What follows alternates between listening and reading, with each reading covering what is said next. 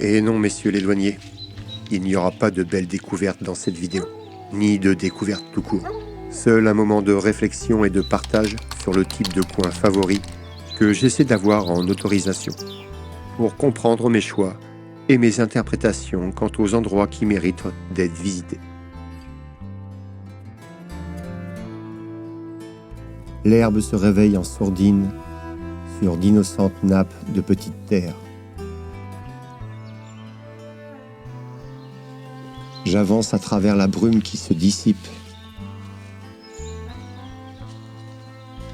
4 murs sur la terre, le plancher, le plafond, s'effacent et rompent cet ennui que nous fuyons le temps d'une échappée.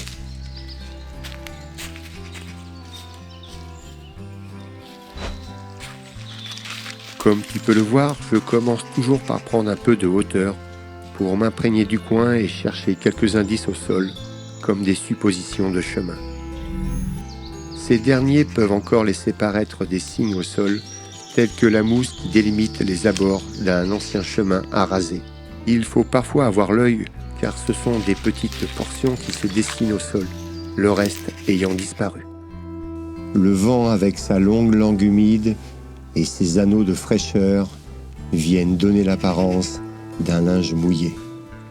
Je me pose alors des questions pour essayer des pistes, étayer une histoire. La terre pleure le souvenir, la couleur verte tremble entre les mains de l'hiver. Car il se crée à ce moment-là un lien étrange entre l'imaginaire et la détection. Mais plus facile à repérer ce genre de vieux chemin avec de beaux talus. Cependant, je tiens à préciser qu'ici, ce n'est pas une voie romaine. Un silence se loge dans la lumière qui se tait et tarde à s'installer. Il suffit de s'arrêter un instant, de regarder autour de soi et d'entendre encore percer au loin le cri des loups qui, à une époque lointaine, cohabitaient avec l'homme.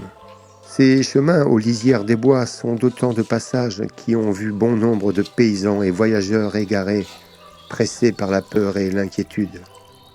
Je sais par expérience qu'il est également préférable de s'attarder aux extérieurs de ces talus, car souvent cela permettait d'être à l'abri des regards pour y cacher quelque chose.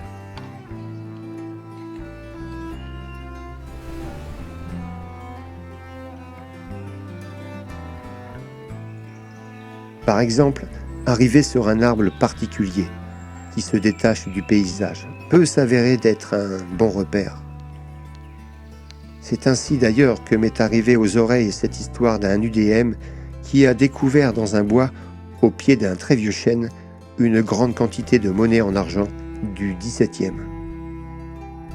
Après, il y a également en Bretagne quelques indices propres à cette région qui permet d'avoir un œil averti pour deviner et soupçonner la présence d'offrandes ou de caches de la période du bronze et du fer. Toutefois, je n'en parlerai dans cette vidéo car cette thèse, entre guillemets, je l'ai expérimentée à plusieurs reprises.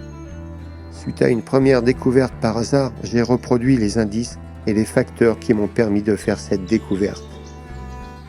Par la suite, j'ai mis à jour quelques haches en bronze et un dépôt de bronzier, et ceci toujours par le même procédé.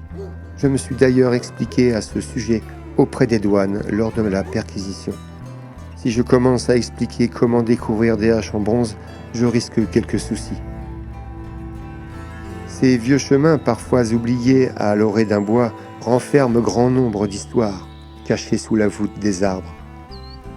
Prends le temps d'humer ces bonnes odeurs de vieux bois humides et de terre, comme si tu t'apprêtais à ouvrir la bouche pour y avaler un morceau de fromage.